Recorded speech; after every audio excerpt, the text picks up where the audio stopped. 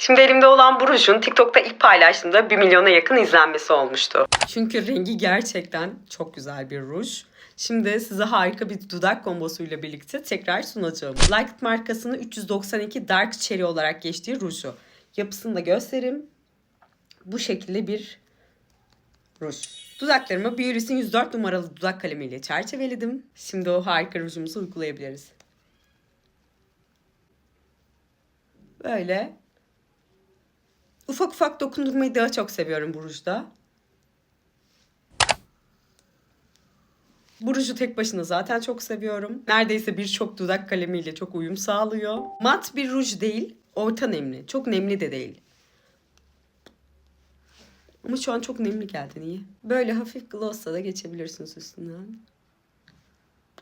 Gerçekten dolgun efekt veren bir dudak kombosu diyebilirim. Videoyu beğenip kaydetmeyi, bir de beni takip etmeyi unutmayın. Sizleri çok öpüyorum.